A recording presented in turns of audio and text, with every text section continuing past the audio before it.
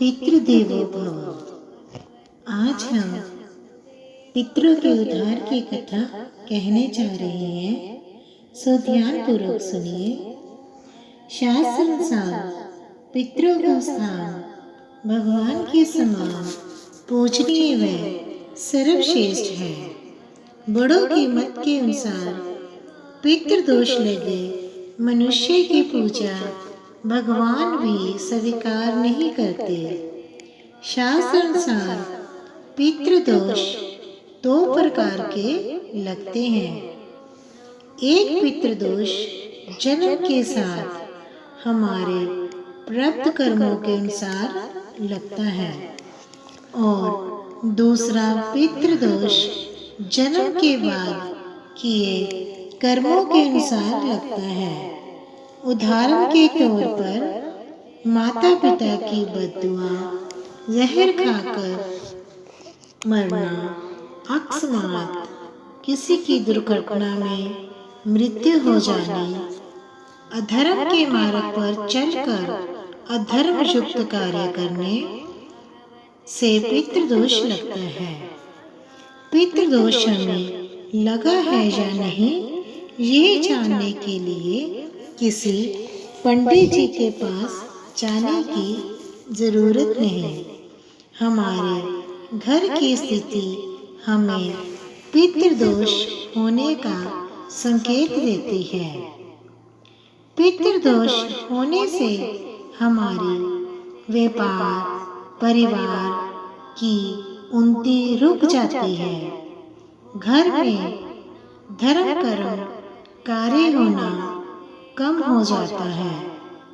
बिना वजह के कलेश, उलझने व हर कार्य में विघ्न व रुकावटें आने लगती हैं। घर में छोटी सी उम्र में ही बड़ी बड़ी बीमारियां लगने लगती हैं व अकस्मात मौतें होने लगी हैं और जन्म पत्रिकाओं में पितृदोष बढ़ने लगा है, जिससे आत्म शांति भंग होने लगी है, जो कि अनर्थ का कारण बन रही है।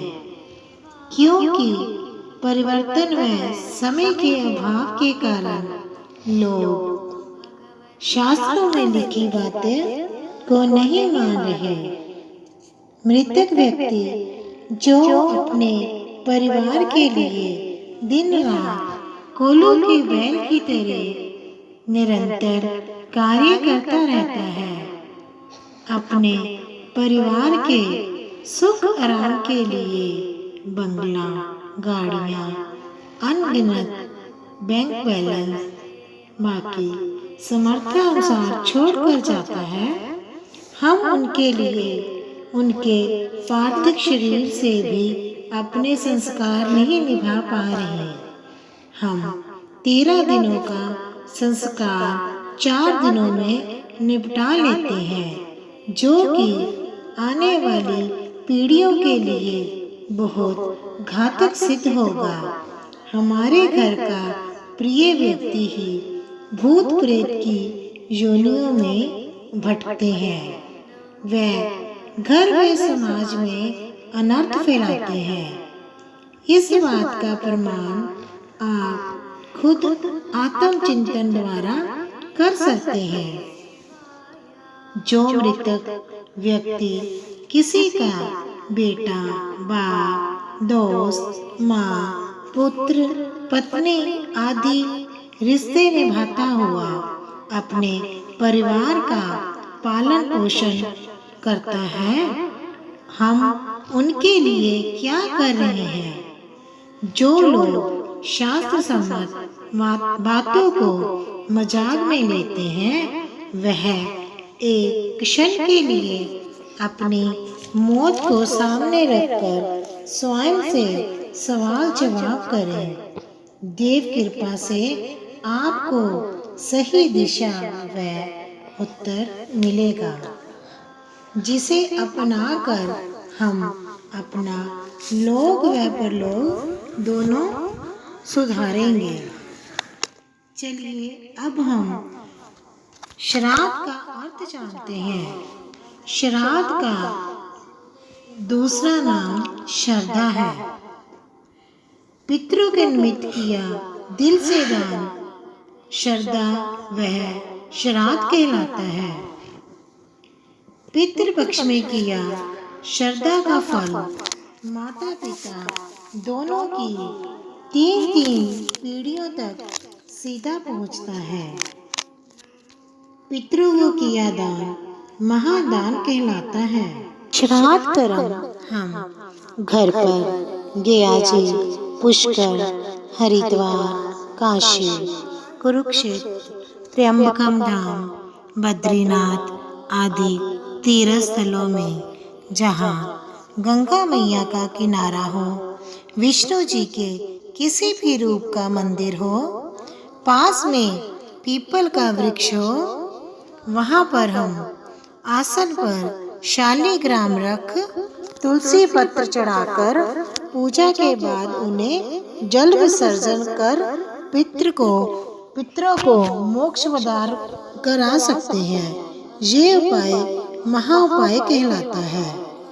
किसी सुपात्र पंडित जी को गौदान, स्वर्णदान, भूमिदान, शय्यादान, अन्नदान आदि समर्था के अनुसार करें। श्राद्ध करते समय कुशा का आसन, गाय का कच्चा दूध, गंगा जल, शहद, तुलसी पत्र, काले तिल, सफेद फूल व मृतक का मनपसंद भोजन श्रद्धा व सात्विक और वेद पाठी ब्राह्मण को ही भोजन खिलाएं। इसके मुख से हमेशा श्री हरि विष्णु की भक्ति होती हो और वह जन्म से नहीं कर्म से भी पंडित हो। और श्राद्ध का भोजन हमेशा दिन के मध्य काल में खिलाना चाहिए और ब्राह्मण के साथ घर के दोत्र को अवश्य ही भोजन कराना चाहिए, क्योंकि शास्त्र अनुसार दोत्रों को भोजन खिलाना 100 ब्राह्मणों को भोजन कराने के बराबर है। और श्राद्ध में भोजन कराते समय कौवे, गाय, कुत्ते, चींटियों का हिस्सा जरूर निकालना चाहिए। जल और सूर्य देव जी में अपने पितरों की छवि देखनी चाहिए। पीपल को जल जरूर चढ़ाना चाहिए और ओम नमो भगवते का निरंतर मन में जाप करना चाहिए। श्राद्ध हमेशा मृतक व्यक्ति की तिथि पर ही करना चाहिए। मृतक व्यक्ति की श्राद्ध तिथि मृतक के मरने वाली तारीख में जो तिथि पड़ती है वही मानी जाती है। किसी कारणवश हम कुछ भी न कर पाए तो आप लोगों से हाथ जोड़कर आग्रह करती हूँ, आप एक तांबे के लोटे में गंगा जल भर काले तिल व गुड़ डालकर भगवत गीता की कथा व अध्याय अपने पितरों के निमित्त हाथों में जल की अंजनी भरकर 3 बार में पृथ्वी पर गिराएं और साथ में क्षमा याचना करें, क्योंकि पितृ व भगवान भावग्राही होते हैं। भाव से दिए हुए आंखों के आंसू भी भगवान स्वीकार कर लेते हैं। हमारे द्वारा पितरों के प्रति किया पुण्य कर्म दोबारा हम तक किसी न किसी रूप में आशीर्वाद बनकर पहुंचता ही है। हमारे पितृ अपने कर्मों के अनुसार किसी भी योनि में पड़े हों, पितृपक्ष में किए श्राद्धों का फल उन्हें सीधा प्राप्त होता है, जिनसे उनकी तृप्ति व उद्धार होता है और साथ में हमारे उनके प्रति किया श्रद्धा फलीभूत होती है। चलिए अब हम पितृलोक व पितरों की कथा सुनते हैं जो मेरे पिताजी ने मुझे बचपन में सुनाई थी।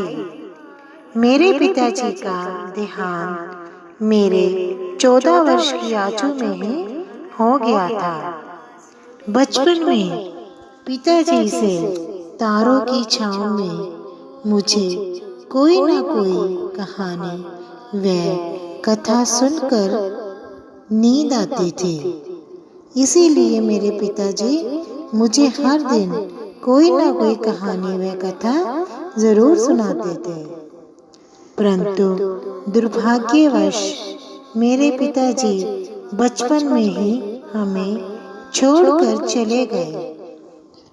पर जब मैं कुछ प्रसंग व कथा लिखने बैठती हूँ, मैं अपने पिताजी को किसी अज्ञात शक्ति के रूप में अपने साथ महसूस करती हूँ, क्योंकि उनका यही सपना था कि अपने संस्कारों व ज्ञान को बांटना व धर्म की रक्षा व प्रचार करना। इसलिए मैं अपने पिताजी का सपना साकार करने का प्रयत्न कर रही हूँ। माफ कीजिए, मन थोड़ा भावुकता से भर गया।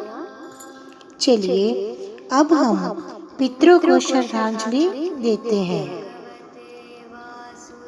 शास्त्रानुसार पितृपक्ष भाद्र मास पूर्णिमा तिथि कृष्ण पक्ष से आरंभ होकर अमावस तक होता है। कृष्ण पक्ष पितरों का दिन और शुक्ल पक्ष पितरों की रात होती है। पितृलोक का स्थान चंद्रलोक में स्थिर है। हमारे पूर्वज व पितृ इन पितृपक्ष के 16 दिनों में पृथ्वी लोक पर भ्रमण करते हैं। जिस प्रकार बच्चों को स्कूल में एक वर्ष में 1 महीने की छुट्टियां मिलती है, बच्चे बड़ी उत्सुकता से छुट्टियों का इंतजार करते हैं और बहुत खुश होकर छुट्टियों का आनंद लेते हैं। घूमते फिरते हैं, परिजनों से मिलते हैं और छुट्टियां व्यतीत हो जाने के बाद अपने साथियों से पूरी छुट्टियों के बारे में चर्चा करते हैं। ठीक उसी प्रकार हमारे पितृ बहुत खुशी व चाव से पितृपक्ष में अपने घर और अपने परिजनों के बीच अज्ञात रूप में उपस्थित होकर हमारी दिनचर्या व हमारी जीवन शैली देखकर हमारे द्वारा किए श्राद्ध व पुण्य कर्मों का लेखा जोखा चंद्रलोक में जाकर अपने साथियों को बताते हैं। पूरे विश्व में सभी गोत्र के परिजनों द्वारा किया कर्म पितरों को प्रभावित करता है। कृपया श्राद्ध के दिनों में इन नियमों का पालन कर अपने लोक व परलोक को सुखद बनाएं। पितृपक्ष में किया झगड़ा व लिया कर्ज बहुत ही अधिकता से बढ़ता है, उनसे बचे।